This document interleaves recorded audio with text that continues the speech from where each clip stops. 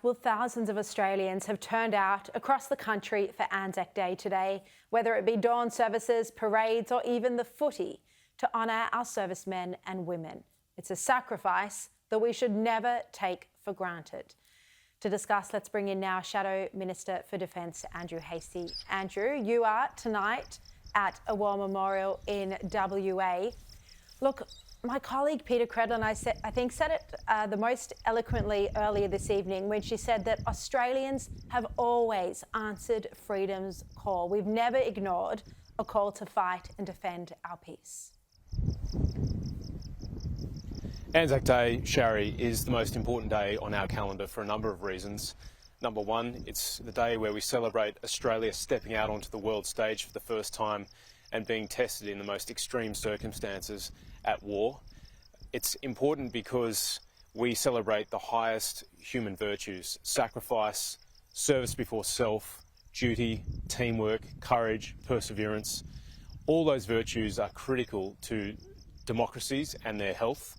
And then finally, Anzac Day poses a challenge for us all. As we look sacrifice in the face and we see 100,000 faces of the fallen staring back at us, it poses a challenge. Are we living up to the heritage that they have given us, and are we living up to the virtues they've showed in what they did? That's such a good point. Tens of thousands of Australians have given up their lives, sacrificed their lives to defend the values that we hold so dear, many of us hold so dear. Do you think those values are at risk? Do you think we are doing enough to defend these Australian values of free speech, of empathy, of compassion, of respect?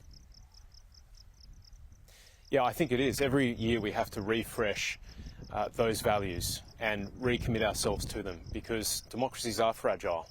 Australia is only an experiment starting in 1901.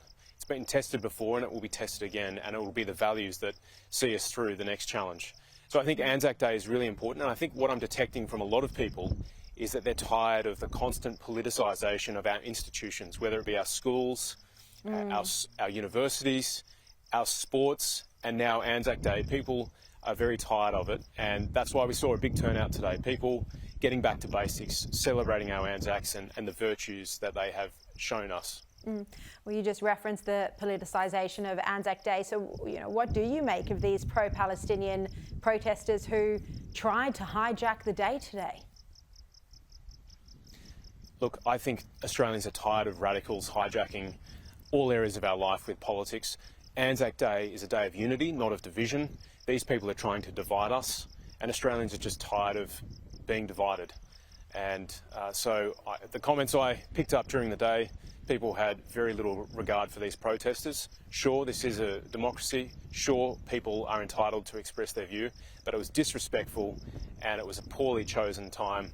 Indeed, it was designed to hijack the very day where we come together.